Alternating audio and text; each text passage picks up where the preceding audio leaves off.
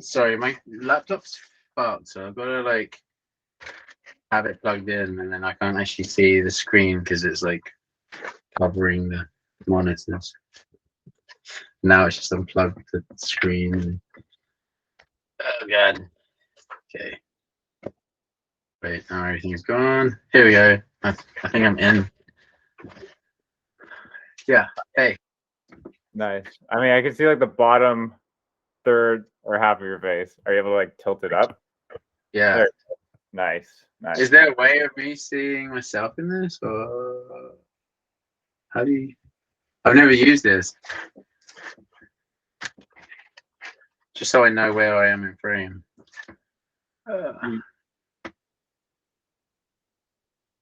You can't see in like the Google Meet the two screens? No, I've just got the one screen.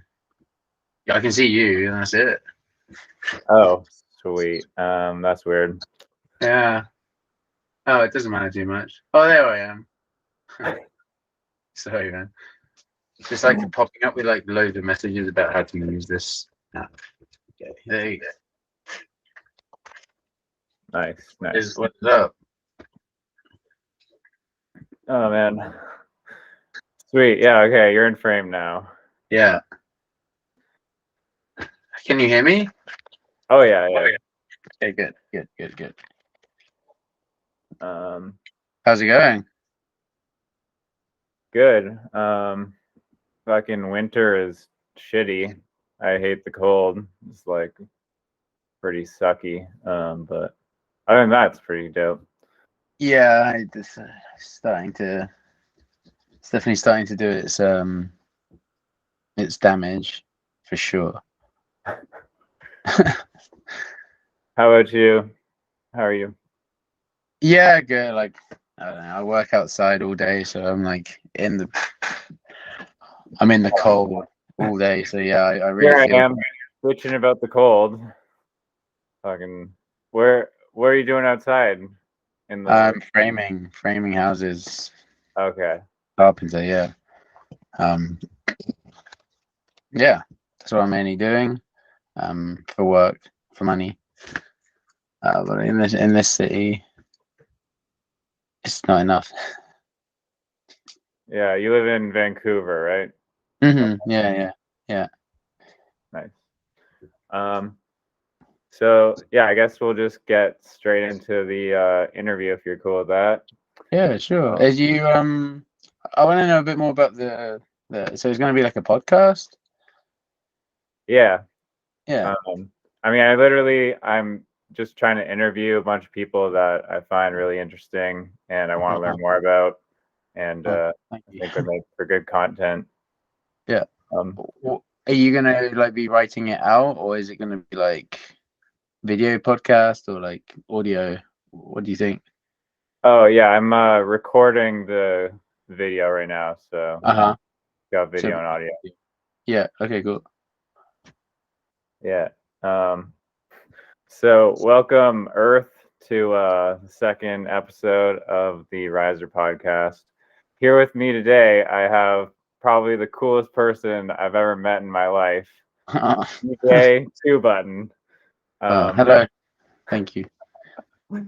Dopest DJ on this planet. Do you have a pet, Will? Do I have a pet? No. No. Oh, I was thinking like I don't know. I mean, we don't live in Australia, but if you could somehow import a wallaby, like, I feel like you'd get along with the wallaby, you know? Yeah, I mean, maybe that's my spirit animal. You know, my girlfriend says my spirit animal is a bear, but maybe it's a wallaby. I don't know. Never been to Australia, so we'll see. Yeah. So I'll tell like the story, like how I guess like just found out about you. A buddy of mine was like just messaging me and like telling me that there's like this rave in the forest at like by Quest University in Squamish, and I was like, bro, I just want to like chill inside with my puppy right now. He's like, no, yo, you gotta come, and so we like go and we walk like a while into like the forest at night. We see like these glow sticks, and we like just start hearing like this music, just like enchanting, and it's like fucking just drawing us in. And we go, and there's like tarps up because it's like raining, and there's like lights on the tarps, and It was like raining hard. everyone's just like jamming out to like this sick music. And so I like had like it was like really fun, like such a fucking awesome night.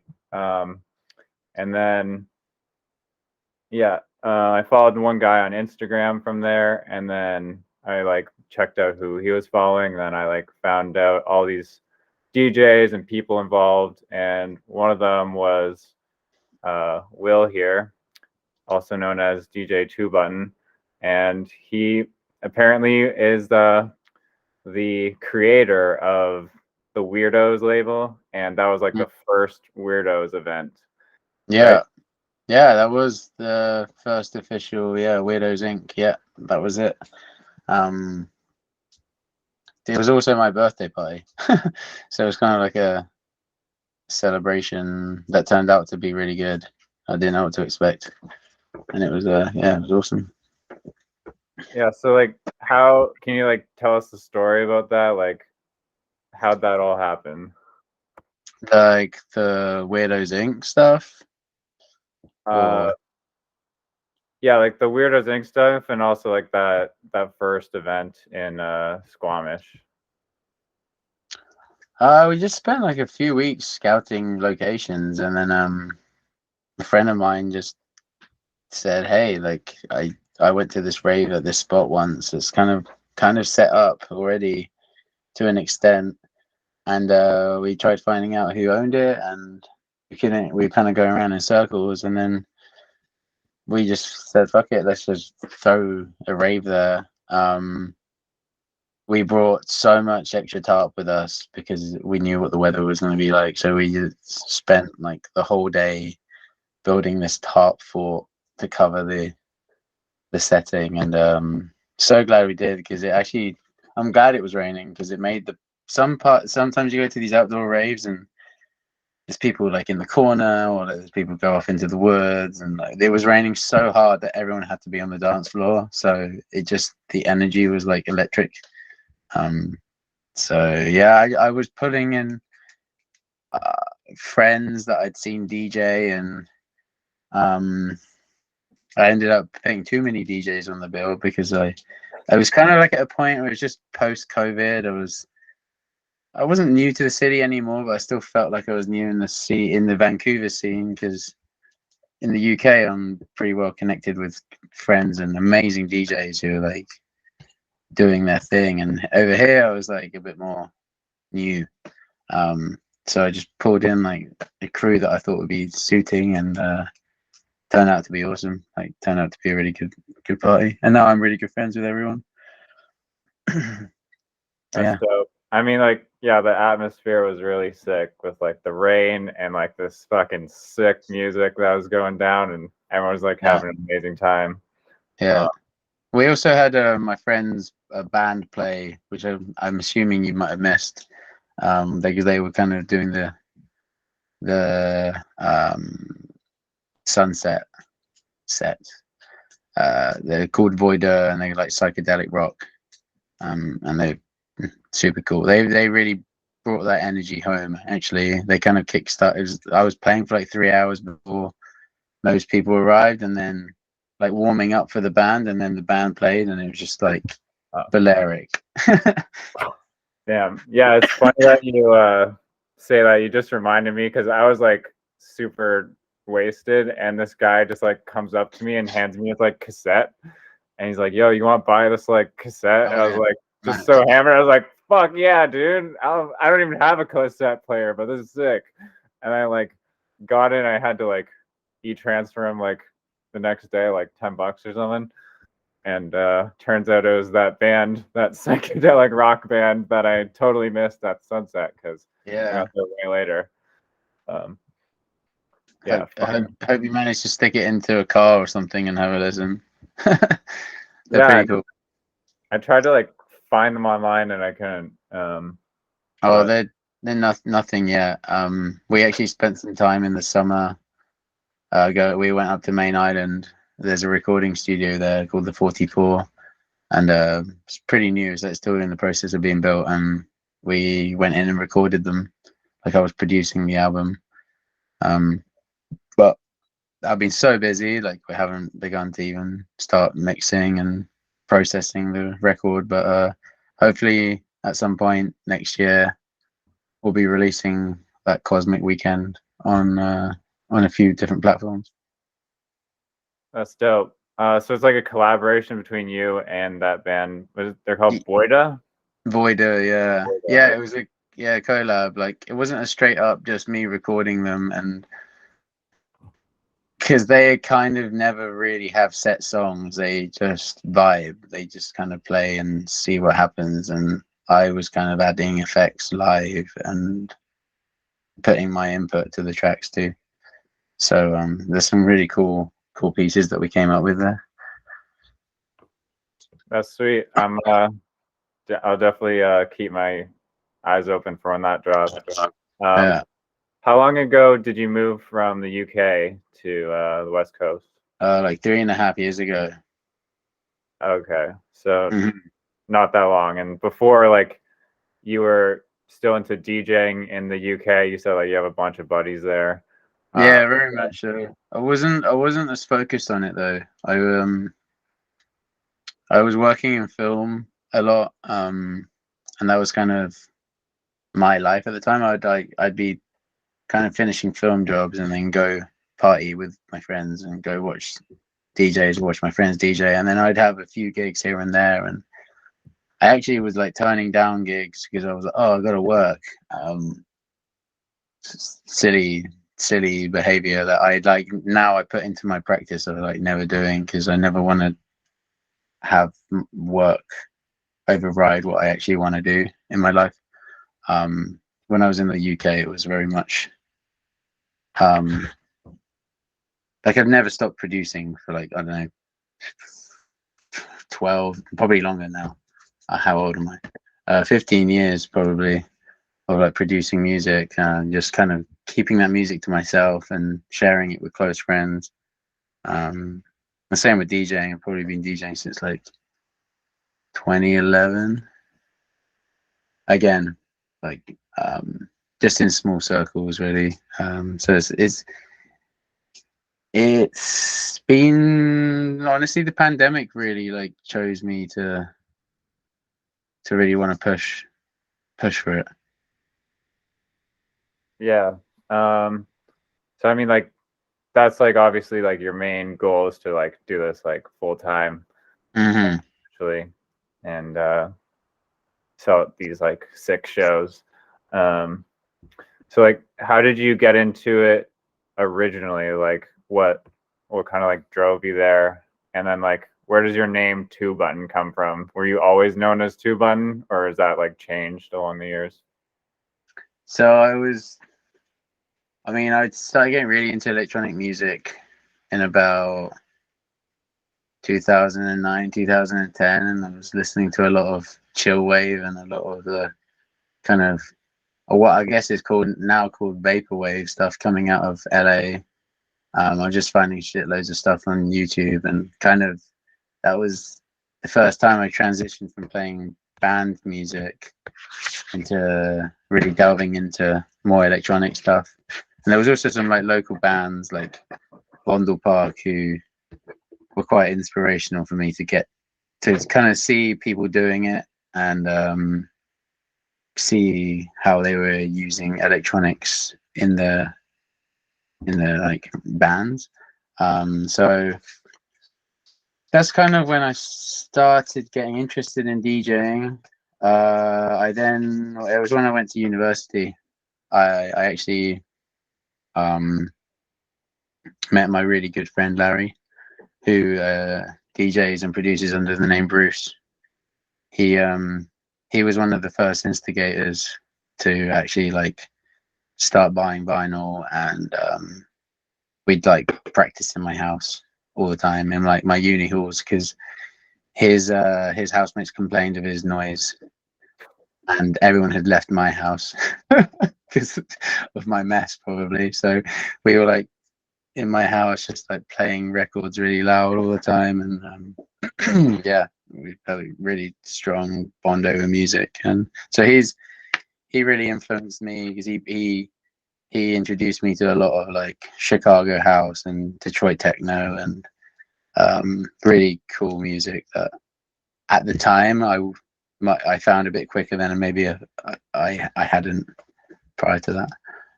And 2Button comes years later.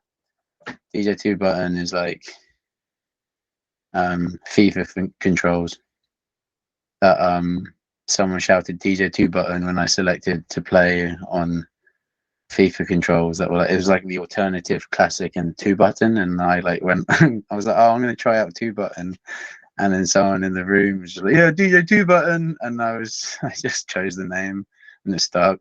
It's really Nice. stupid. No, I like it. I like the story. Yeah. So you mentioned like a few of them, but like who would you say some of like your biggest musical influences were, and like why is that? It's a really hard one because I grew up on a lot of I did grow up on a lot of emo and pop punk, so I can't not label them in my influences, like Blink 182. Like the obsession I had for that band, you can't say that it wasn't an influence because even a lot of the interlude tracks that they'd have in like Boxcar Racer records and all these weird like little instrumental bits that usually I'd go around someone's house and they'd skip that track and I'd be no, I want to listen to that track, like the kind of more obscure stuff. But I'd say in terms of long lasting influences in electronic music, it's probably like Andrew Weatherall, DJ Sprinkles, and like Kuniyuki. They all kind of reach this level of transcendence in music in their productions that they create like other worlds in their music. There's like music for me that I feel like is gonna last forever. It's not like a fad. It's not gonna stop being amazing. So they're really inspirational to me when I listen to their tracks, or if I find a new track, especially with someone like Andrew Weatherall, who's made countless productions. I'm listening to a track and I'm like, oh, who's this? And it's him again every time. So probably Andrew Weatherall. What kind of I've never heard of him, but what kind of genres he goes everything from down tempo to acid house, but he also like produced Primal Scream's I think it's the Scream Metallica album. So his music it spans many genres, but there's like a lot of rock influences. He's done a lot of remixes for a lot of like shoegaze bands, like Wooden Ships. So he's got that kind of rock element to a lot of his tracks. He also helped bring acid house to the UK. So he's like early 90s era electronic music. Yeah. Dope. I mean, it's like so crazy, like just the world of sound. Like it's like just this infinite thing, and like it's just crazy, like the just like different sounds that people are able to like come up with, and like the emotions that come out of that. I'm always just like blown away. I mean, shoegaze, I love shoegaze genre too, and vaporwave and like stuff. It's like it's just I love music. I mean, it's like such a fucking amazing thing, and like life would suck so much without it. Yeah, it'd be really difficult. It's definitely got me out of a lot of dark spaces. Yeah. I think that's what really draws me to electronic music in particular, though, is the fact that you can create these worlds that sometimes just I'm going to say, for a better words, like guitar music sometimes can feel a little stagnant. Although lately there's been so much amazing music, people really experimenting with their mediums and creating some crazy stuff that like I'm forever inspired at the moment. The last couple of years, I've just heard so much amazing new music. I used to solely just dig for like 90s house records when I was DJing a few years ago, and not solely, but I was spent a lot of time in like the 1995 to 98 era, and now I find myself buying so much stuff that's just come out because so much good stuff. Yeah, are you producing some tracks as well? Obviously, I think, right? Yeah, I'm producing a lot. I've had a record out last year on my friends back from Bristol. They own a record. They own a radio station called Nudes Radio, and they branched out and started doing records under their label Dummy Hand. So that was my first official vinyl out, and then I've been self-releasing stuff on my own label Weirdos Inc. and had a few compilations on my friend Tommy Lewis. He's a Vancouver based too. Him and Reed, they own Phantom. They released like one of my tracks recently, and I got some more tracks coming up in the pipeline. That's always a forever process for me. I have a lot of music that I'm intending to put out, but I seem to always find myself having computer errors when I'm like ready to mix and master them. Then something will happen, like I'll lose a track or something will corrupt, and like I feel like life just wants to like fuck me up to not actually get as much music out as I could be getting out. But yeah, like I'm always producing. Sick. I don't really know that much about music production. I feel like it seems like there's a whole bunch of expensive equipment that you don't need necessarily, I guess, but like a lot of tools and things that you need in order to like create sounds. Uh-huh. I mean, I'm sure you have like a vinyl collection that's like libraries deep and like probably a bunch of tools that you use to like create sound as well. So like, what do you use to make your sounds? Yeah, I do actually have a large record collection. Unfortunately, most of it's at my parents' house in the UK, so I rarely get to listen to it these days. I over the years I've used various synthesizers, like it's pretty small, cheap ones, honestly, like the Micro Korg. Got like a little 808 drum machine.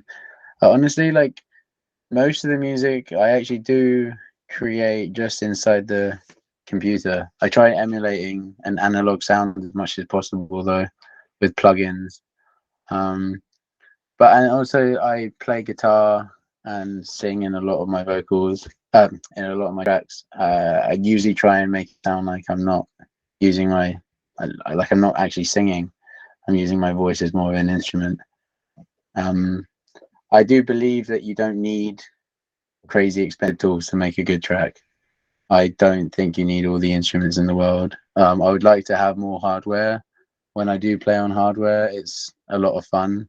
I feel like you really feel like an expressive creativity that you don't get so much when you're locked inside the computer. But honestly, for a lot of the time, it's a cost thing for me, and I find myself sticking to what I know, and then occasionally experimenting with something new. Yeah. Yeah, I mean, you like roll with what you got and you just give her and yeah. Some of so, my favorite tracks I've made like might not have been the best recorded, but with just a guitar, I was detuning a guitar as I played it, and then I overlaid that with some effects, and then did it again, and then added some vocals, and I was in the middle of Alaska in my van, just making this. You don't need a lot of equipment to make a good song. Were you Yeah. really in Alaska in your van? Yeah, I first came to Canada and I drove around the West Coast for like 9 months, and then yeah, I ended up in Alaska. It was pretty amazing. That's sick. Yeah. Did you like climb a glacier or meet an Eskimo or? No, I didn't. Um, my van broke down, and I met two Australians, a couple, who became good friends with me because they rescued me and drove me back to Canada. Traveled around with them for 3 weeks, and I saw the Northern Lights though. That was pretty amazing. Damn, that's nice of them to just let you hitch a ride all the way. Did you just like abandon the van or get it fixed and like ship it back? Yeah, I sold it to a mechanic. He was like, "Yeah, I've got this engine lying around in my house," and I was like, "Fuck, okay." I couldn't afford $5,000 to fix it up, so I ended up just selling it to him for like, well, not selling it to him, just giving it to him. Honestly, it was a depressing day. I either had to pay like $300 to tow it out of their garage or just give it to them. Yeah. That's rough. Yeah. But at least you got to see some lights in the sky and meet some nice people. Yeah, that you wouldn't have met otherwise. So exactly. I wouldn't have become close with them if my van hadn't broken down. So yeah. But I might have if I hadn't, maybe I'd still be there and I wouldn't be in Vancouver now. You never know. Decisions, you know. Yeah, exactly. Can you walk us through your like creative process when like preparing a set or picking music? I'm actually like very disorganized when it comes to that stuff. People used to laugh at me at home. I used to bring a bag with 100 records. I'd find it too hard to narrow it down to like 25 or even 50. So I had this big case I used to drag with me my gigs with like 100 records and frantically like start sorting through them. I now DJ with CDJs, so I'm a little bit more. I'm quite a bit more digital now. Occasionally throw some records in, but yeah, my process is kind of. I'll start thinking about a gig and what kind of vibe I might want to play, and then I slowly build up on my playlists. And especially for like my Weirdo Zinc show, that's where I DJ the most at the moment. It was on B-Side Radio.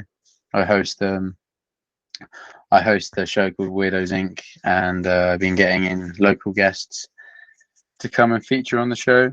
So I've been kind of shaping my selection towards what they might play and why I brought them onto the show, because I'm interested in the sound that they have. So every set, so every month it's been slightly different. I have such a range of interests in music that I like finding ways of connecting genres together that you might not have, that people might not have thought of putting them together. Like I really like trying to make psychedelic rock into like ambient, and then from ambient go into a bit more of a techno track. And yeah, I like switching it up because I get bored if I play too much of the same style. Yeah, no, I've listened to like quite a lot of your music, and it's got like very like dynamic and like an interesting flow to it. And there's always like very like it's always a cool atmosphere that you set, I think.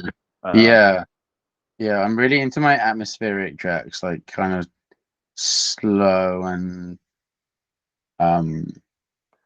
I guess it's music for wandering through the woods alone or like the jungle. It's kind of what I'm always trying to emulate, I guess.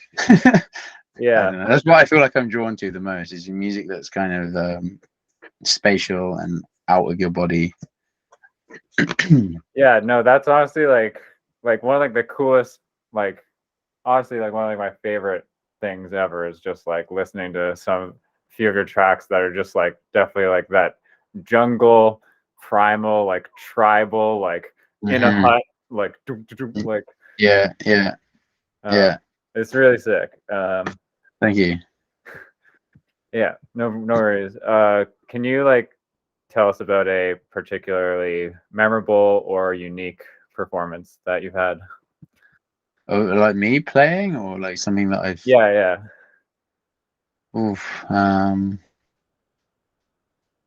mean, I threw a Weirdos Inc. party like a few months ago, where we had Trillium Gibson, who does a lot of the visuals for the Borden Festival.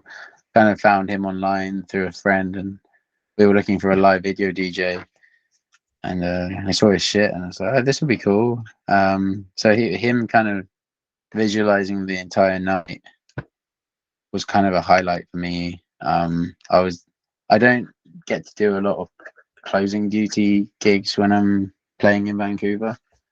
For whatever reason, I think because I showcase a lot of the slow stuff people put me on and like warming up gigs, but I thrive when I'm playing for like a few hours. This was only an hour, but I really enjoyed playing like the peak time slot, where I was able to go a bit faster and play more like 90s trance records, because that's where I really love that stuff. So that was like pretty memorable. Memorable moment for me is always when I was playing in a club in Bristol, and this guy was talking to me, and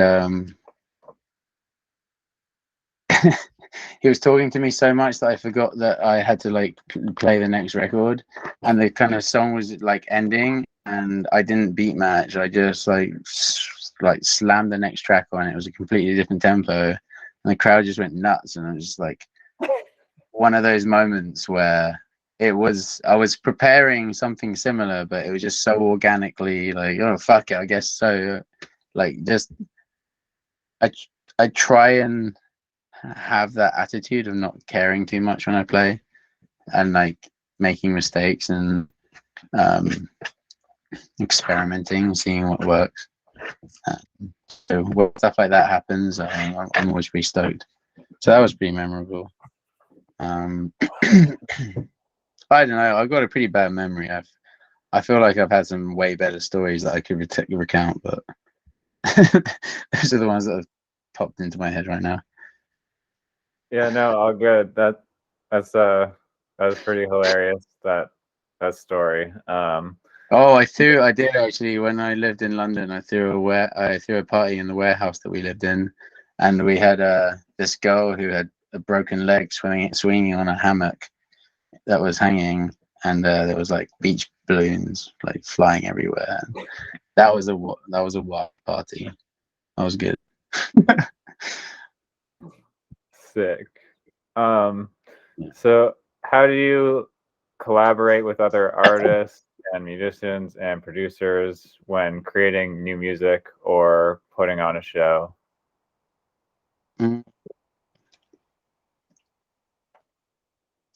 Right now, I'm collaborating with a few of my mates. One's Tommy Lewis and another one's Ludwig. Right now, we're just sending each other stems. Like they've asked me for an idea, or vice versa. Like Tommy had an idea and he sent it to me to kind of work with the track that he has and trying to add my own thing to it. Same with Ludwig. The other way around, I had an idea and I sent it to him. So that's a fun process. But over the years, I definitely like prefer collaborating, and where we all get in a room and have like an instrument that we play and just jam out. There's actually on a tape release that my friends put out on Nudes Radio. There's a project called Nosebag that I'm part of, where I was playing the drum machine, and then like my friend Leon's like emceeing like a load of noise. Stuff like that I really like, just spontaneous jams. I've been jamming with my friend Josie. She's playing the hang drum, and then I kind of add my work over the top of it. So a lot of it is like kind of recording in long streams and then going back into it and cutting out the fat, kind of keeping the best bits, and then kind of working with the samples. That's kind of it when I'm producing. I like to take stuff away and really sit on it and like get in these loops. I don't like I don't like doing that stuff too much when someone's around, because it can be like hours of me just listening to the same sound, and it just drive someone else insane. And then in terms of putting on parties, it's something that I'm trying to do more and more of. It's just finding stuff that's within the realm of the Weirdos Inc. vibe, like spatial and transcendent is kind of the vibe that I'm trying to go for when I'm booking people. And there's some guys in Vancouver that are kind of pushing that sound, but it's limited. It's limited compared to what I'm used to in my roots back in the UK. Like I feel like the scene's a lot smaller, and right now there's a lot of techno, which I love, and there's a lot of amazing DJs that are doing it here, some good friends of mine. But I'm forever trying to push a different sound. Yeah, I mean, you're definitely a unique guy with some unique sounds. The collaboration aspects interesting, between like Ludwig and Tommy Lewis and yourself and whoever else, and just like really getting all these different like styles into a single mix. So I just like had a question about like the B2B like process, I guess. So like, is that all like planned out before? Like, what are you doing in a B2B stage, like when you're on set and like beforehand? Honestly, not really planned out at all.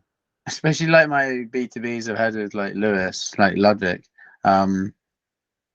Just I think we both know that we're gonna enjoy what each other are gonna play.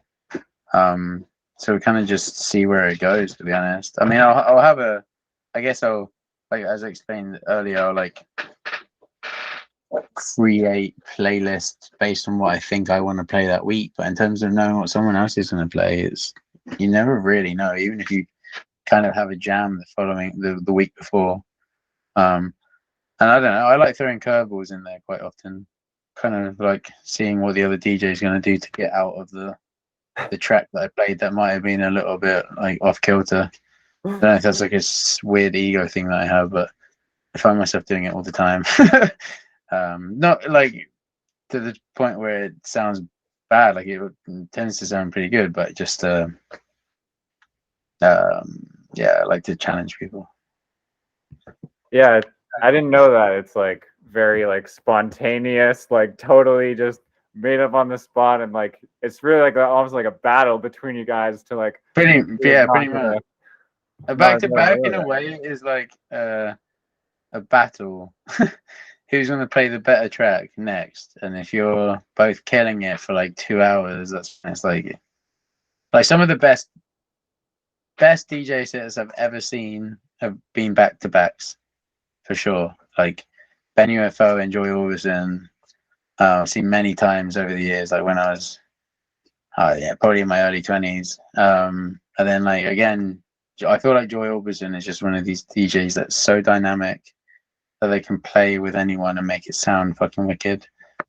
Played with Solar at Selectors Festival in Croatia in like 2017, and I guess that's one of the points when I was really transitioning to a specific sound, like being a bit more like new wavy, punky, and ethereal transcendent music that was slow, chuggy, and just interesting. And these two played. I think it was like a 2-hour set, and there was people mosh pitting during that set at like an electronic music festival. Like, you don't usually mosh pit, and people were mosh pitting. Like, I'm just like fucking, it's crazy. Like, I don't know, it's kind of like metal techno. I still haven't really heard anyone do a set like it since. It was quite amazing. So just seeing two people work off each other and bounce back, like it's kind of like sword fighting in like the best way. Yeah. Yeah. It's disc fighting. Yeah, I had no idea that it was just like this, like back and forth, like, and so is that kind of your like the most fun and like favorite way for you to play, because it's like a competition that's like friendly, but you're really like pushing each other as artists too at the same time. Yeah, sometimes. Yeah, I've definitely had like mixes over the years with friends where it's just like it's not going anywhere. It can be like too jarring. Like you're not really escalating. It's like a bit of like, oh, kind of, I don't know. So it can be the most fun ever, but to be honest, I think I do prefer, especially at the moment, I do prefer to showcase my own digs. But if you're like at an after party or something, especially, that's when it's really fun to just like get on the decks and just fuck around. There's like no pressure. Yeah, no, it makes sense. And definitely if the two people don't have like some like chemistry. Similar, chemistry. Yeah. Like I like doing it with Lewis, for instance, because he's like we got good chemistry behind the decks. And there's a good friend of mine called Bill, who I used to mix with a lot back when I lived in Bristol, mainly around each other's houses. We got a really good records collection that we constantly showing each other trance records. Nice. I mean, that's like the root almost of it all, is like those old records. Stems out from that. Yeah, definitely. You have some like really cool, like just like build-ups out of like this like ambient and like ethereal like universe floaty, and then it like kind of like just like explodes into like this like hype stage. Those ones are really cool. Thank you. I'm glad someone's listening. Sometimes you never know. Like, you put stuff on the internet, and you're like, I don't know if anyone's listening to this stuff. That's cool. Thanks. Yeah, I mean, like, speaking of like just build-ups and stuff, I mean, I feel like you're doing like a pretty good job of like just networking with, like your mates, and like getting your name out there and like getting recognition and stuff. So like, what are kind of like your goals for like just continuing to develop like the brand and like the shows and stuff? Like, where do you want to see yourself in years? I want to keep throwing parties. I don't want to make them too regular that they're not special. I'm still trying to work out how irregular I want to make the parties. I'm definitely up for like collabing with other friends' events too, like where it's not all just like a Weirdos Inc. thing. I'd like to start bringing in some more. If it would be great to get to the point where I'm bringing in some more European DJs and people that I really admire. And there's some people like in Montreal too that I like, dig their sound. So it'd be nice to get a bit of, keep doing the local gigs for like the next little while, and kind of build up more of a vibe. The locations is the tough one in Vancouver. We obviously got the Palm Street Studios that we threw the last one at, which is awesome. But when you're thinking about bringing like a slightly bigger DJ, you're going to want a bit more bigger space to bring more people to be able to pay the artist. So there's financial barriers at the moment, that is something that holds me back from doing more. And I'm also working on various projects, like writing a short. So I'm writing a short film with my friends. We're making like a Weirdos Inc. movie slash music video. So that's kind of been on the horizon the last couple of weeks. So I'm starting to focus my mindset towards kind of building up the Weirdos Inc. world, because I don't see it just being a music thing. It's a collective of artists, and it's a collective of ideas. And I just want it to be this creative platform where we're making movies, or like I'd like to get to the point where people are coming to us, asking us to work for them, create some visuals for them, create art for them. And in terms of myself as a DJ, I'd just like to be playing more like ambient. I really like the idea of playing a lot of down tempo stages at festivals across the Pacific West would be awesome. That's kind of that's my goals for now. Cool. Lots of little goals, I guess. Yeah, that's neat that the Weirdos brand is like more than just DJing. It's really like it's bigger than that. You have like you have a bigger vision for just outside music, and you want it to be like a whole collective, which is cool. Yeah, I don't want it to be just about me. I want it like to have all these weirdos that. I mean, it's in the name, Weirdos Inc. Like, it's an incorporation of oddballs that like do shit. But also I need to like start releasing more music on that too. That's something that is I got to be careful and not like overloading myself, which is what I tend to do. Many little projects and getting to finishing them way later than I intended to. So that's something that I've always got to keep in mind. But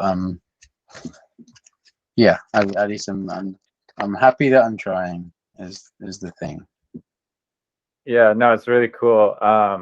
I mean, like, I guess you have a background in film too, so you're applying that skill as well. Yeah, like background is, and I went to design. I like studied graphic design, so I have a background in graphic design too.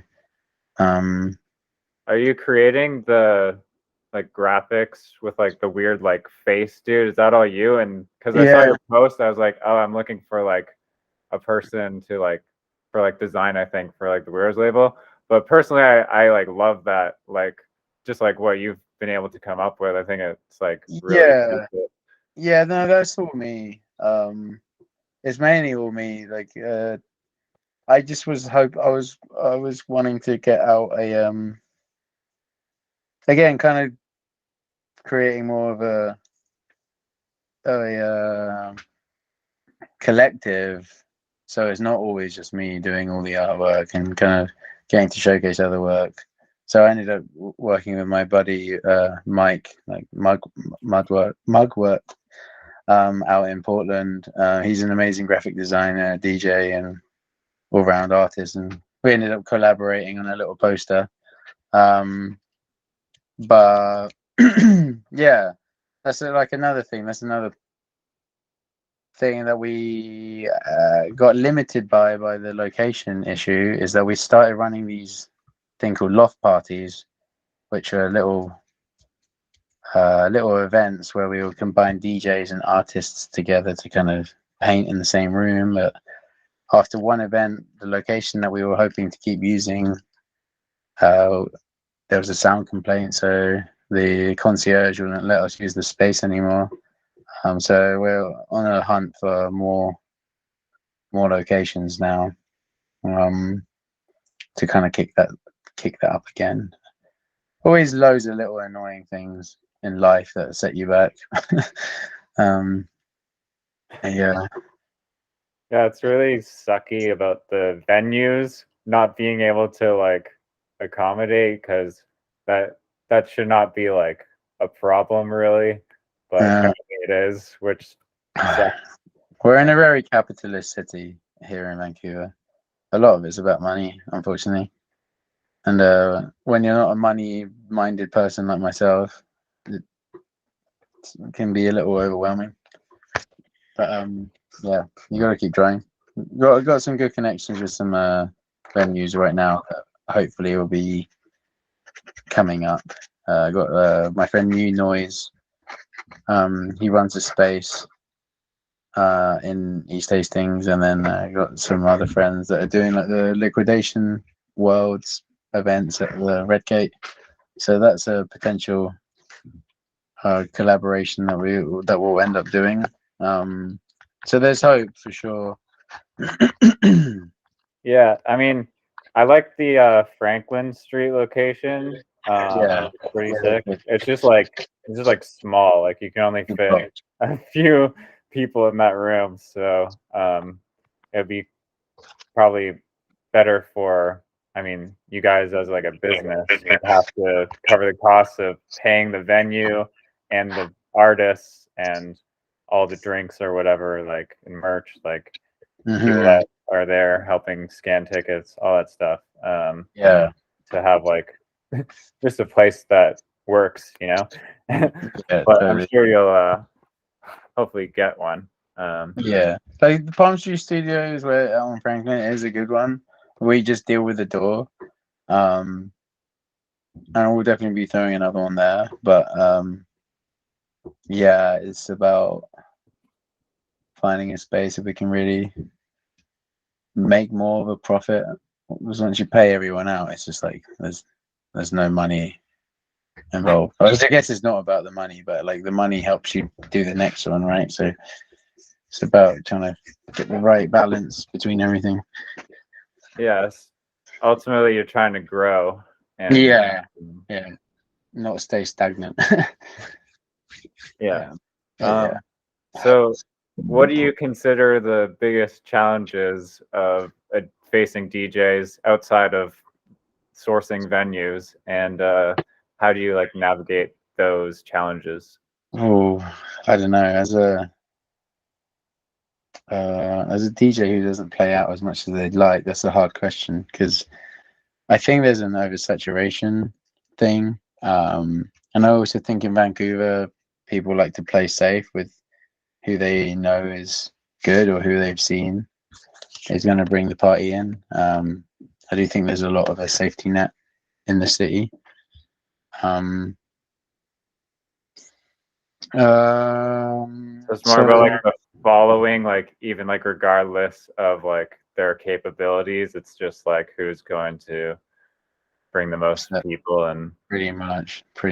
I do think there's a big part of that. Which is why I've started throwing my own, like getting smaller, in my opinion, sometimes better DJs out of the woodwork and kind of showcasing them, like my friend Venus and Gabby that played at the last party.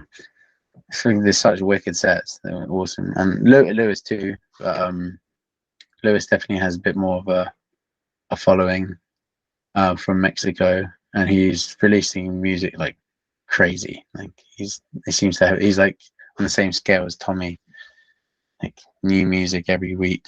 It's an impressive output. Anyway, I'm diverging from the question. I don't know what the answer is. Just I think there's an oversaturation. I think there's a lot of people trying to do it, and do you feel like if you're living in the UK, you would be like maybe better off as a DJ there and more successful? Or yeah, definitely in Bristol for sure. I think I'd be playing a lot more often. There's definitely like the sound that I do is definitely very well received, and it's what people want to hear. Yeah, I think here it's just the scene is small, and but it's exciting. I think the scene's growing here, and I think there's an exciting time to be part of. I mean, I think ultimately, like, I mean, it doesn't always work out this way, but often it does. That like the real talent will like prevail at the end, and I really believe that like you have like just incredible talent, and like as long as you keep pushing forward, like eventually you'll get back like all the stuff that you put out there. Thank you. That means a lot. Thank you. Yeah. Yeah, I mean, it's definitely not an easy career path, just like a lot of stuff in like the creative space. It's like super competitive and difficult to stand out, and you have to Yeah. exceptionally And also like another thing is like social media is also like a driving factor and a killer for the scene. I think like TikTok, I don't want to go down the TikTok route, to be honest, and I feel like that unfortunately that's how a lot of these people are like blowing up, and I'm seeing a lot of talentless people get huge. I mean that's just my perception. Like I'm sure to someone else they're really talented, but I'm addicted to my phone enough as it is. I don't want to like get TikTok and like do a dance or something to make myself famous. I'd rather like go the old school way and kind of feel more content about myself than trying to sell out. Yeah, and at least with word of mouth, you'll get like genuine fans that are like truly interested in your music and appreciate it, versus like some clout chasers that are just doing TikTok dances for kids. Yeah, like God. Maybe we should all start doing TikTok dances. Though maybe it feels really good. Maybe that's why everyone does it. I don't know. Yeah, I mean, you might have some good moves there. That could be the ticket. Yeah, the awkward drug dance. I don't know. Speaking of drugs, very interested in just hearing about some stories you may have. What's like your favorite drug, and what's like got any like fun stories that you like to share? Don't know if some of these stories to be in the public domain, really. But probably, obviously psychedelics have taken a big change in me recently. I've been doing a lot more for therapy. But one of my favorite times is probably last summer, actually. I was at a festival in Oregon called Canyon Vibrations that I went to because of a friend that I met in a festival up here. I mentioned him earlier, Mugwort. I was watching him do a ambient set at the down tempo stage and taking some MDA, Adderall, acid, and some K, and just like laying down in this tent and just I was seeing Mayan temples. It was the psychedelic experience ever. Like the music he was playing, I was being teleported. And yeah, it was amazing. But I don't know. Honestly, I've got too many that maybe I shouldn't talk about on on the internet. Yeah, no, I would imagine. And I'm not trying to incriminate you. That's the last thing I'd want to do.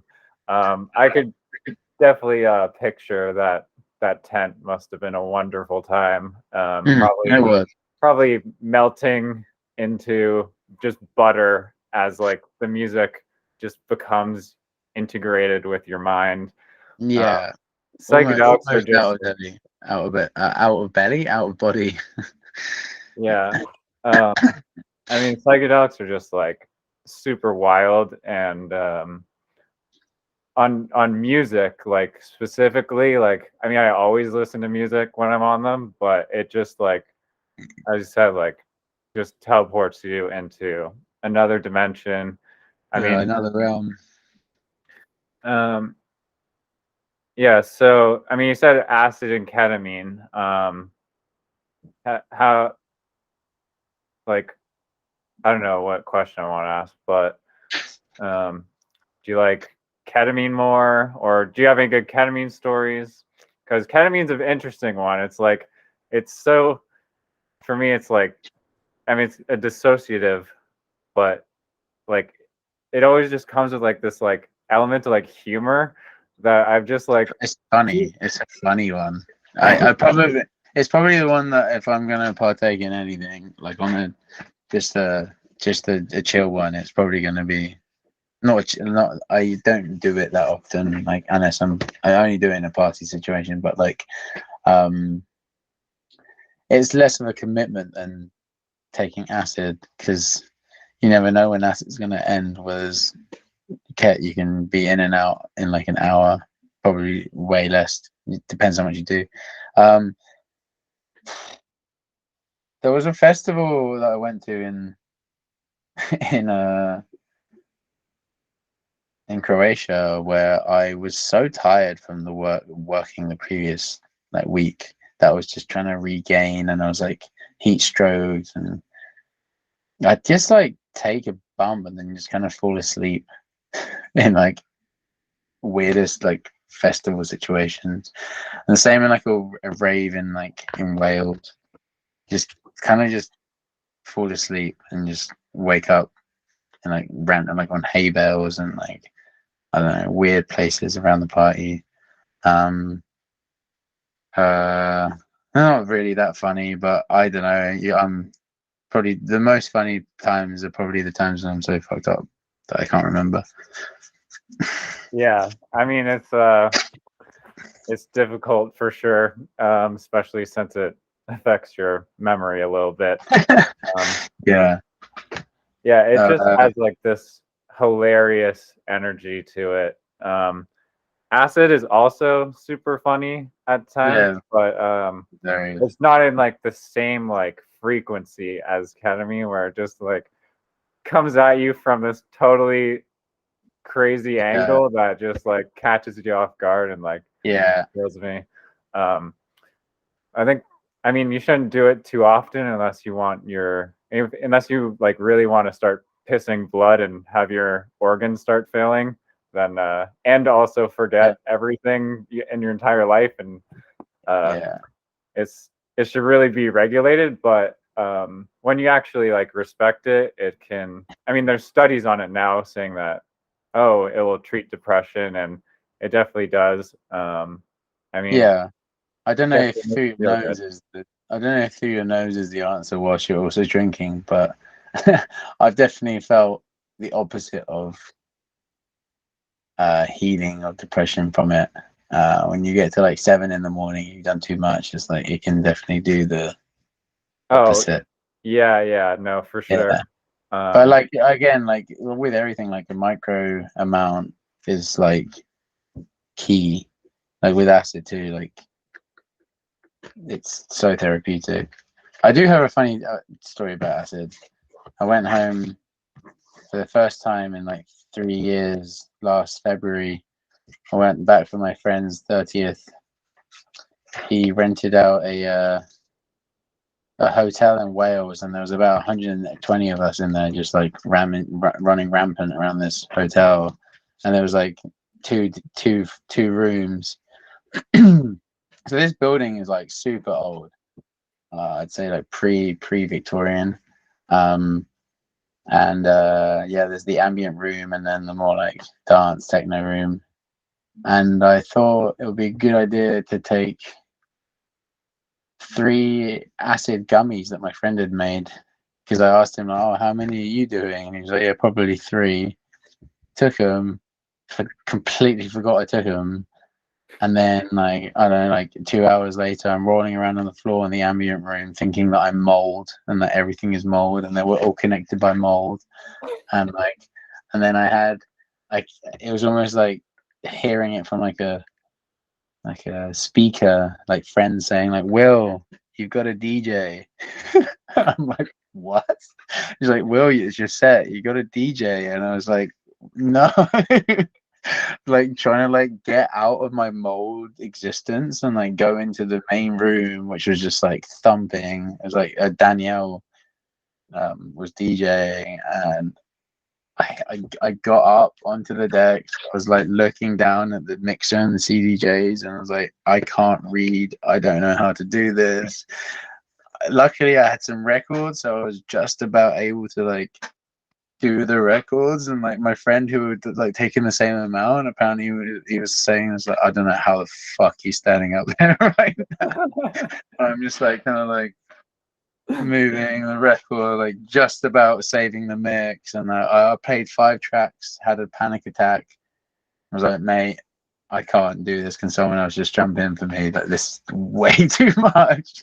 And then I went upstairs, had a cold shower. I got out of the mirror, and I'm just like, I got out of the shower, looked in the mirror, and I'm just entirely red. And I was like, what the fuck is going on? This is fucked. And then my same buddy had a different guy, same gummies. He only took one. He said he was hitting the walls of the hotel and everything was decaying, like it was just falling. Like this stuff was so strong. Don't recommend. Don't do homemade acid gummies. Like it's a fucking trip. And then go DJ when you're made of mold and the whole entire world is a moldy verse. I was having the best time, like just rolling around in the mold universe, because I couldn't even tell if I was a human. Like I was just like hugging my friends, and like the hugs were like so deep. I was like in them. Yeah, pretty. That was a pretty amazing, funny one. Oh man. Oh. Yeah, it's I mean, arguably that doesn't sound like the most scientifically like cure for depression type of story, but It's definitely an adds to trauma, that's for sure. Yeah. I remember one time I did it in Squamish in the summer, and it came on, and I was just like, first of all, I was like, whoa, like it starts to come on and you're like, God damn. And then it's like, you feel so chill. And I was like, just chilling in this hammock. And like, my mind was just melting and becoming one with the universe. It's like, there's like, just like this profound connection and integration between like my mind and the external world. Like literally I just melted and just like became one with everything, and it was like so beautiful. Another time on ketamine and shrooms, I was just like chilling in the basement, and there's like this little like 1/2-inch yoga mat made of foam, and the foam just felt like so good on my feet. I was like eyes dilated, like so big, like a kid, like, oh my God. I was like, man, I was just hopping around on the foam, playing what I called foam hop for like an hour and a bit. It was like super enjoyable, just hopping around on the foam. That felt really nice. This is a real textural thing, isn't it? Like moss. Have you ever like gone up and like smelt cedar, like a cedar tree up close, and then you just like hugged it? I've never smelt a tree on acid, but I definitely can resonate with the hugs hit deeper for sure. It's like, it's definitely a really like, it's an experience. Love times 1,000. Yeah, it's an experience for sure. I'm sure hugging a tree on it would be a good way to spend your time. Yeah. But also, before we get out of this hippie chat, I mean, mushrooms are really cool too. I mean, provided you don't just go insane gobbling up like a bunch of them, but in a decent little dose, they're really cool and chill. They really are, yeah. I think And I'm quite I feel like it must be like such a valuable tool as a DJ as well, because I mean, just as like an artist, I like whenever I take mushrooms, like the boost in creativity and thought and like perception just like enhances your work so much. So I would just imagine that those benefits like translate to the DJ world as well, where you're just like, holy fuck, like I'm gonna like create this new sound. Like you also like develop an ear where you're like you like can tune in to like what you want to hear almost and like kind of like make it happen. So do you Yeah. have any like experience with that? Like how you've like been on shrooms just like making a sick mix or anything? Yeah. I actually tend to try and keep myself pretty sober, to be honest. Except when you're moldy acid DJing, but yeah.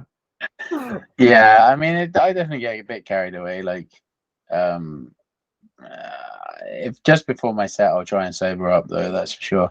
Usually, apart from this, when I got carried away.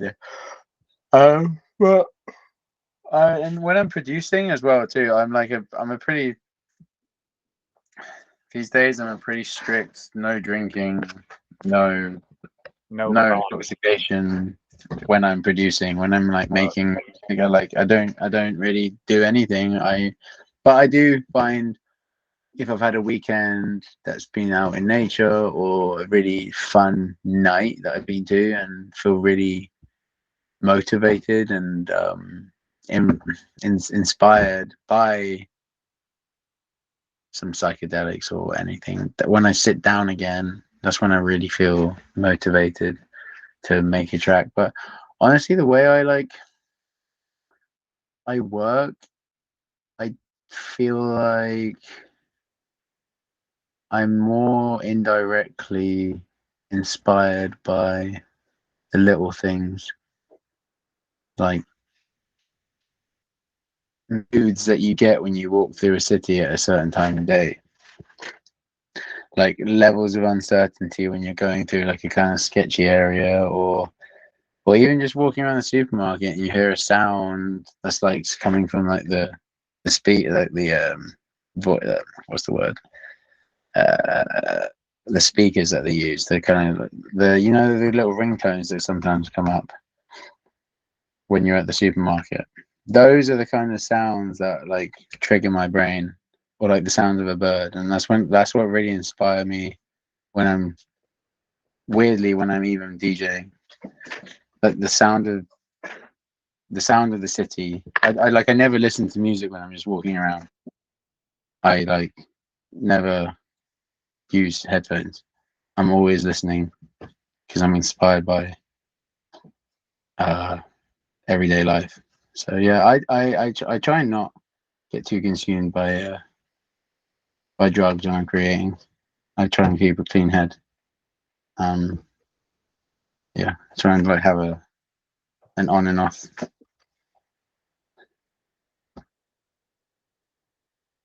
Yeah. No, I mean I think that's really interesting. I mean, I'm sure on top of the sounds, it's like these emotions too that influence you and your work. Yeah, I would say I'm a very emotional like artist in that way. Like not the fact that I'm emotional. Well, I guess I am, but like I feel like my biggest inspirations aren't what I see or even what I hear sometimes, but more how I feel in that moment. Sure. So how do you approach I guess I already asked that. Fuck. Um So what advice would you give to aspiring DJs just starting out, the young guys out there? Just go out and party and meet people and talk to people and don't do what I did most of my life and just sit there awkwardly standing there. It used to be so awkward and like shy. for most of my early 20s. Just kind of, and also when you're DJing, just be bold. Don't fear about, is this track gonna work? Like, you might get to a stage, you might be train wrecking some of your first sets, but I think that's okay. You find out what works and what doesn't work. But I do think, try and be dynamic. Listen to lots of different music. Don't just listen to house music or techno. Listen to the origins of where these genres came from. Like hip hop. Don't just listen to hip hop. Listen to jazz and funk, where it came from. Like, I think that's the most important thing for any music lover, is kind of know your history. Because if you know the history of what you're playing, you're going to connect the dots way easier than if you're just playing techno track after techno track. I don't know. Like, I find that really important. And like, DJs I really look up to are also dynamic, and you can really hear that they have a wide selection of tastes that have influenced them to get to the point that they are at. Yeah, that's what I would say. Yeah, no, I think that's a really really good point and really good advice. My observations from listening to you is that you're very different from like a lot of what I've heard, because I guess you've done like what you say, you have such like a wide array of information that you're pulling from, and like music influences, I guess, and like just this unique style that is just like super authentic to like who you are as a person, but also yeah, like it's not like a predictable thing with you. It's like you're incorporating all these different styles into one like media, which I think is really sick. Thank you. So Yeah. I wanted to just ask you. Be unpredictable. Yeah, that's another bit of advice. Be unpredictable, because I mean, that's just me. I don't know. I actually, it's something I try and do, is I focus. I'm like, okay, I'm going to try and play this style for this long, and then suddenly just like, oh, like it goes for me. Just be yourself, though. Yeah. and yeah, I mean, you shouldn't be like worried about being judged about what other people think, because you're experimenting and putting out stuff that's like outside of the box, because that's where all the good things like come from, by people stepping outside of like conventional ways of doing things and like innovating and coming up with new stuff. So I wanted to like ask you, like, what do you think sets your style apart from others, and like, yeah, like what makes you different? I mean, we kind of like just alluded to all that stuff a little bit, but I don't know exactly. I'm always trying to copy other people, I guess, is what I'm tell trying me to do. that, man. Fuck. Well, like, I'm not. But like, if I'm constantly inspired by, like, I'm not trying to copy people, but like, what I'll do is, I'll hear a wicked track and I'll be like, oh fuck, I want to make something like that, and then I start making it, and it sounds nothing like that. And then that's in my productions. In my DJing style,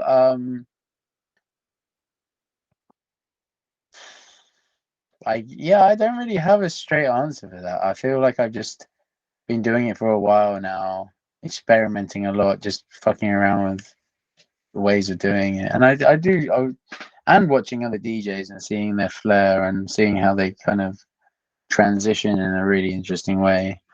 So it's just like, yeah, just watch people, and then see how you can put it into your own practice. Because I mean, at the end of the day,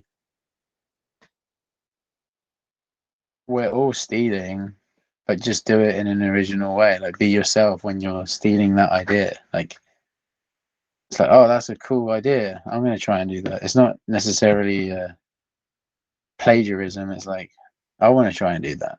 That's kind of what I mean. Yeah, no, that's I think that's like separate from just like taking someone's idea. If you're just like, like seeing them and like trying to replicate their vibe in your own method, then I think that's a little different. But yeah, totally. No, I didn't mean just like, yeah, copy word for word. Yeah, just I don't know. I indirectly sometimes it's like you'll be I don't know. I don't know if you have you ever played instruments? Do you play guitar or anything? I used to play like saxophone and piano and drums and shit. Haven't played in a while, but I want to get back into that stuff. Because I feel like sometimes, for instance, you're playing piano, you're coming up with a sick melody, and you're like, "Oh, this is cool," and then at one moment you realize that it's like, I don't know, the Lord of the Rings soundtrack. I don't know, like you realize that you're playing it's something that you've heard already, but you ended up coming up with it yourself.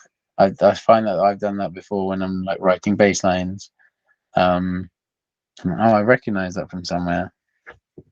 So like, yeah, and indirectly steal. Top tier advice, everyone. Yeah, indirectly steal. Yeah, just go out and one of the best pieces of advice I ever got from a design tutor was we were kind of like researching for our dissertations, and a colleague of mine was saying that he was looking on Pinterest for some design ideas, and he said, "Don't look at design when you're trying to design. Go look at art. Go to the like National Museum and look at art, and you'll be a lot more inspired to design when you go back to design." And I think that was like really good inspiration for me too. It's like, otherwise you're going to end up copying what you're looking at. If you're trying to create a design work and you're looking at other design work, you're going to copy it. But if you're looking at classical art, you might weirdly be inspired to create something in a different way. Yeah. Anyway, I'm going on about this a bit long. No, I mean it's kind of like back to what you said before about like expanding your like music to all these other different genres. Yeah. Like that. Yeah, just read or just I watch a lot of music documentaries. Oh, really? Yeah, I watch a lot of music documentaries and I love them. What's some of the best music documentaries you've seen? Fuck, what's it called? I watched one called Rumble recently. Or no, was it called Rumble? Yeah, I think it's Rumble, the Indians that shaped the world.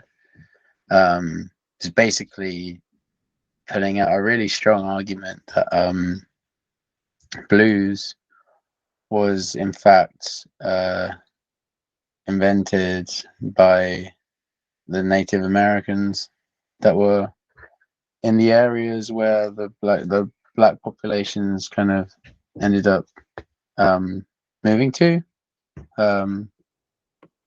So Native Americans were like marginalized. So they would actually pretend to be black. And there's like, especially in parts of like Louisiana, where their skin was also fairly dark. So they think there was like a real strong cross pollination of their like songs, like their regional songs, for better words. So I'm butchering this explanation, but it's a really good documentary, and it really kind of makes sense on how like Link Ray wrote his song Rumble, which is kind of the theme of the entire documentary. Yeah, like the biggest influence of rock and roll was actually comes from Native Americans. that was really cool. And there's also a really cool Arthur Russell documentary that I've seen before that I forget the name of.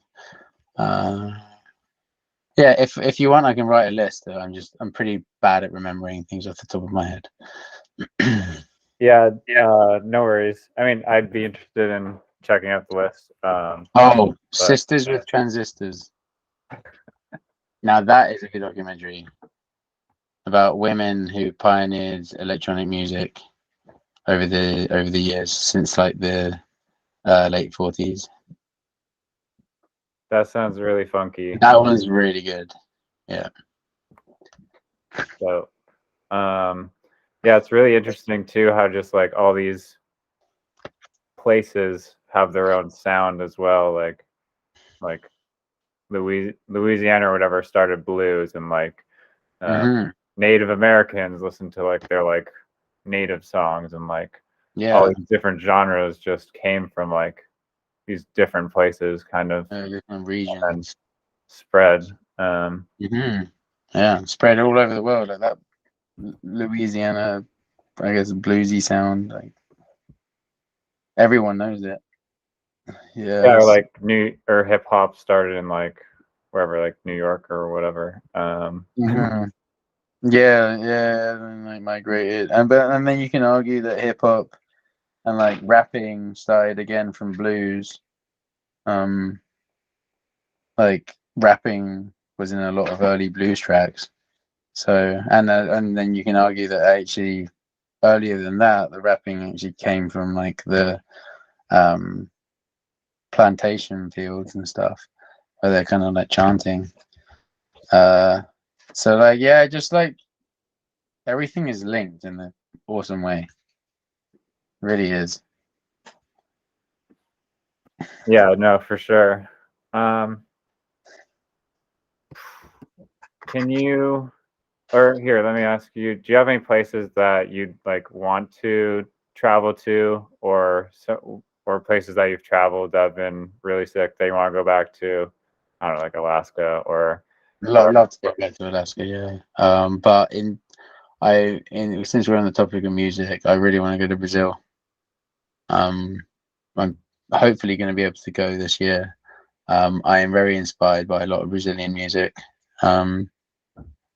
Something I realized I haven't been playing much of on my show lately. I've kind of gone down this like rabbit hole of down tempo electronic stuff lately. But once I get some of my guests, for lack of better words, out of the way, and it's not out of the way. When I'm gonna have a little period when I'm just doing like 2-hour shows again, just by myself. I want to really start delving back into my like more like global music stuff. So yeah, Brazil, I'd really love to go to. Really like the stuff that they do. That's sweet. Yeah, it seems like they would have some vibes that would really appeal to yourself. Yeah, a lot of drums, a lot of percussion, and a lot of like chanting, especially some of the tribal stuff. My next question is somewhat related, is like what vibes and feelings, emotions do you want to evoke to listeners? I mean, I guess it's kind of dependent on what you have in mind for the particular set, and but well, interest is one. Definitely interest. I mean, it sounds like a silly thing to say, but or like maybe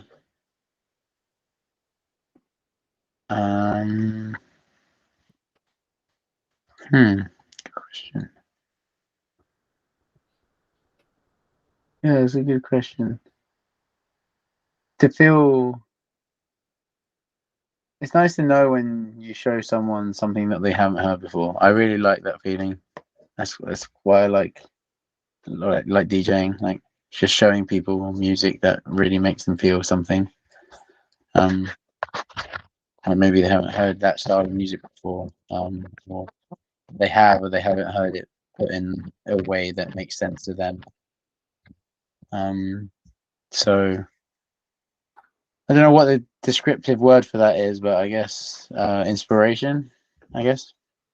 Yeah, I mean, listening to your music, I can tell you that I definitely feel a lot of joy just from listening. That's probably the word that comes to mind for me, and imagine other people as well.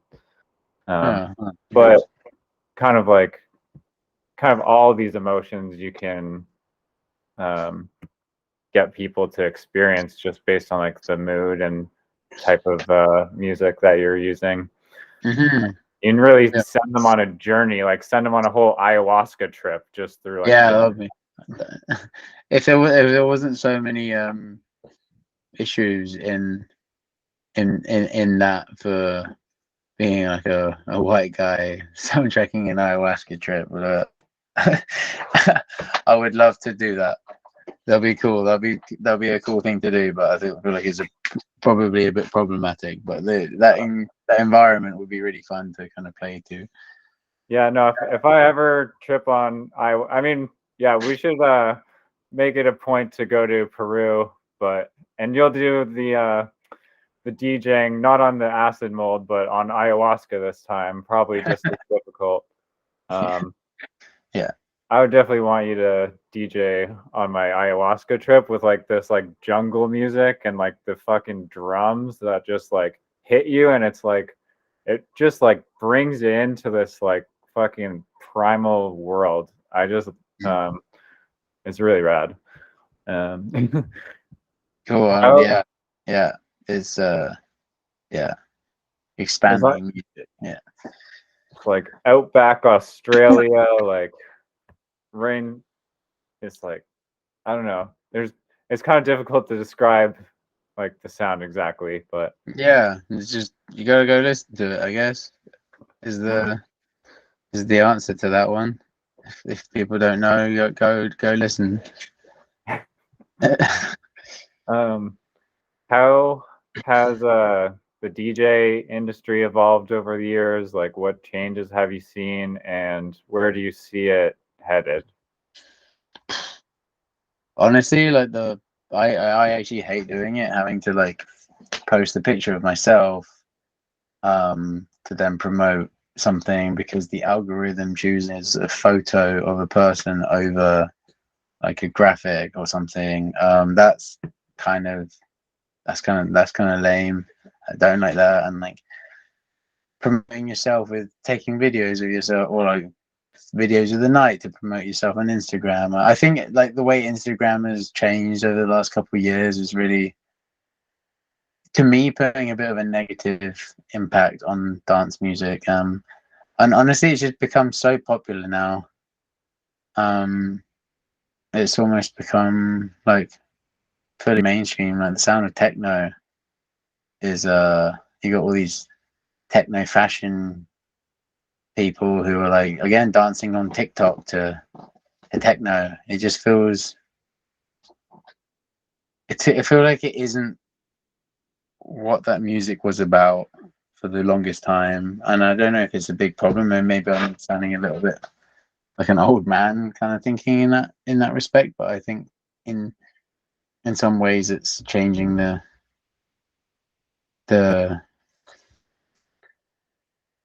feeling of going out partying. You know, when if you go out and there's just everyone's got phones out, like and everyone's filming everything. It's just like I'm of course I'm guilty of it sometimes, but I feel like there's certain parties that you go to and like everyone's filming the whole set. Like, dude, put your phone away and enjoy yourself. Like, fuck. I feel like with the more advancements in technology, the more we detach ourselves from what's really in front of us.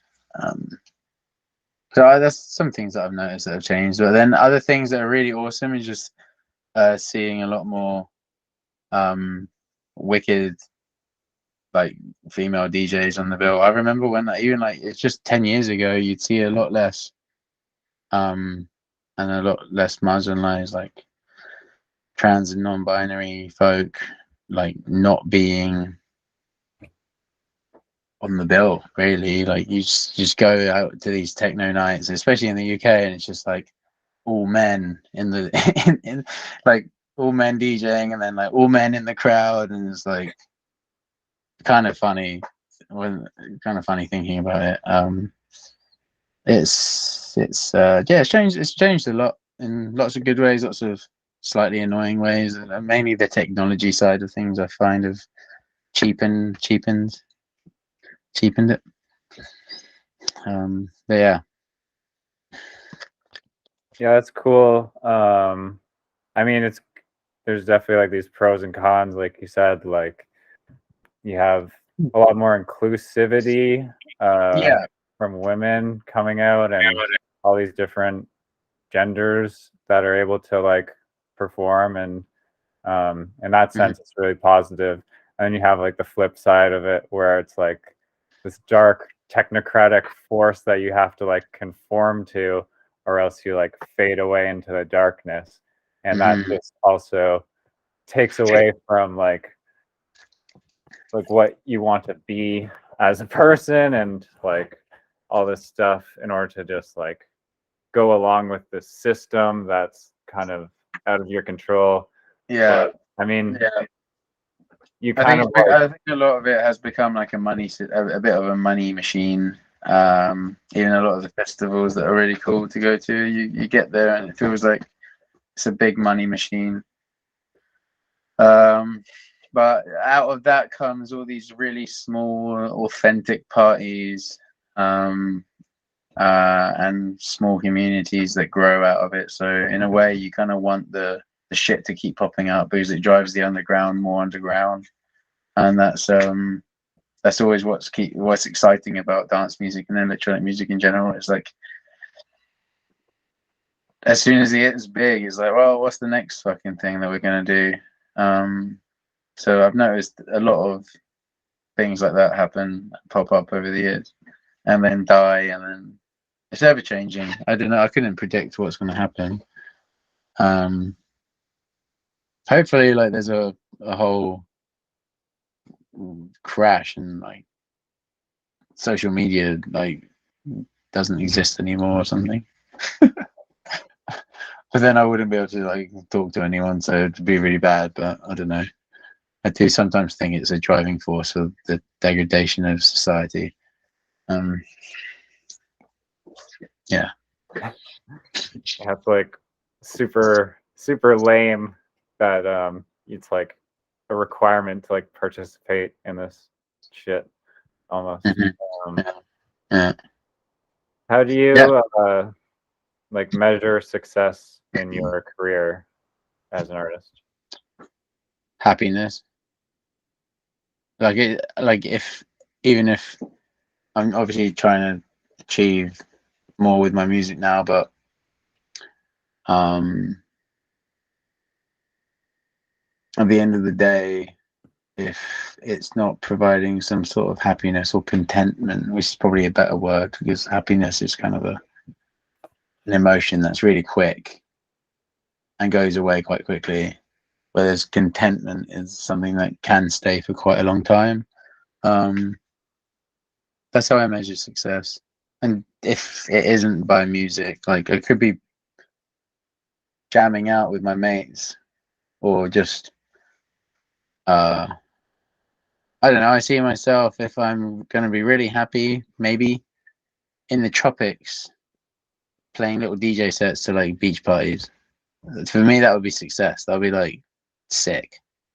I'd be really content doing that for a time, and then I'm sure I get bored and want to do something else. But I don't know how to measure success because I feel like I'm pretty unsuccessful in my life. But when I really look at it, I've done a lot of interesting things and fun things that probably other people look at and think that they think that's cool. So, yeah, I don't know. It's a hard question. No, I mean, I definitely like your answer and respect it a lot. It definitely speaks to like the type of person you are to reply with that. Yeah. I mean, and as well, some money would be nice too. Like I love being broke, but yeah, I truly do think like that won't bring that much happiness. Just being more comfortable would be good. Yeah, yeah, I mean, doing something that you're passionate about and that you enjoy and that like you gives joy to others, I think is like a solid foundation. And what comes after that comes after that. But as long as you have that stuff like at the core, then you're good, you know? yeah, for sure, definitely, man. Yeah, Um, yeah, I mean, we're almost wrapping up here. yeah, yeah. Going to ask, oh yeah, what are your hobbies like outside of DJing? Well, I guess, I guess outside of DJing, it's running Weirdos Inc. Trying to create a brand that's a excuse for me to create art and create a music label, and also, yeah, create videos and create art. Just yeah, just that. Like I like drawing, which is kind of again I've tried I'm trying to tie it all in together, to be honest. So that is my hobby, is the music world tying into my creative art world. And then outside of that, I love spending time on the beach, swimming, um bit of surfing when I can, but I'm rubbish. um yeah, I just I came out here for the mountains, so mountains and lakes, and just spending good quality time with people is my hobbies. Yeah. I mean, BC is just like super freaking gorgeous. Yeah, like how can you not be into it? Sorry, It's what like got you into it? it's like how can you not be into it? It's Oh, like how can it not be one of your hobbies just to go in and be inside it? Like it's such beautiful place. yeah. I mean, like I drove out from like Ontario, like 3,000 kilometers from where I live, because Hmm. Ontario is just like this wasteland of depression, and it's like really wild. I mean, I'm sure the UK is like the same way, just like Hmm. urban concrete, like Hmm. not a lot of life.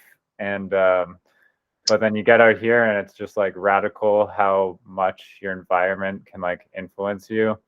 And Totally. I just feel like so much happier living in Yeah. mountains. I don't know, do you like snowboard at all? I do a bit of skiing here and there, but no, it's not really something that I lived in Revelstoke for a little bit, and then the pandemic kind of hit, and I find it hard to like justify having time to go and do it, to like invest in a full ski season, because I'm working really hard at trying to like build my brand up. So Yeah, something I do want to do a little bit more is try and like occasionally go and ski or something, but I actually rather kind of save my money at the moment and like try and go on a bit of a surf trip instead in the summer, because it's a bit more expensive to get out to Tofino or Washington or something. So I like I like the summers better than I like the winters. So yeah. No, I I have mean, to like make a I have to draw a line and like what am I gonna do? Am I gonna ski or am I gonna like do other things? But I should try and go out there one day soon. Because it is really fun. yeah. I mean, I was like bitching about winter at the very start, but I mean, I love skiing at Whistler. Unfortunately, I got like kicked out of Squamish because there's no houses, and so I Uh, don't really can't go there. But so where are you living now then? I live in the Okanagan, just south of Oh, like Penticton. yeah, well, I love it up there. Yeah, no, it's pretty nice. There's just like a bunch of vineyards and lots of Yeah, wine and not a lot yeah. of skiing, but it's pretty nice other than that. Um, It's Tofino's, amazing in the summer. yeah. I mean, I went to Vancouver Island with my little puppy, and we just like explored the beaches on the island. And I drive like this like shitty, broken, like old BMW that like it's like a coupe, so you can't even like sit down comfortably at all. So I was like just like not sleeping well at all the whole time. But when we made it to Tofino and like Long Beach there, I met like these like super chill, like laid back, like surfer dudes that are like, "What's up, bro?" Like the waves, yeah. And like, so yeah, Tofino's sick. It's a vibe. Yeah, I don't know if you drive like a van now or like if you're planning to like do like a little like strap a surfboard to the van and just like camp out and go surfing. Yeah. Or like camp, I guess. But yes, Tofino's really sick. Mm-hmm. Yeah, I spent some good time up there. Yeah. So yeah, nearly been 2 hours on this chat. Yeah, no, I'm literally this is like the last question. I really grateful for you coming on. I had a really fun time speaking to you. For sure, yeah, it's been fun. My last question is just about like what upcoming projects and work are you working on, and like what are you excited about? What should you plug people? I mean, I know you have like a radio show that you do. Yeah. So yeah, I got the radio show. And yeah, this short film that I'm working on with some friends. I'm gonna try throw a few more parties, but nothing set in stone right now. Actually, the film is. I'm trying to be better at not overloading myself and just focusing on less. So yeah, we've got the film in the works. Yeah, and yeah, you got the party up there. Yeah, this is the for people watching. This is the epic DJ event in Squamish by the University Forest. Cops shut it down at like 6 a.m. or something. Yeah, 7, I think. Yeah, but yeah. So there will be towards the end of the summer. I'll try and arrange another little shindig out in the woods. Got more of a weirdos community now too. So I think we can create something pretty fucking sick. Yeah, so we'll do that. But other than that, I just want to have a good chill summer with lots of festivals and parties, and yeah, get a few more releases. I'm going to self-release a lot more of my own music as well. Yeah, I'm excited for this film to take place because we got some good ideas for it. I'm thinking we're going to try and get some grants or some funding for it, and oh, it's like a real like documentary, like full hour film. No, it's going to be like it's going to be like a short film.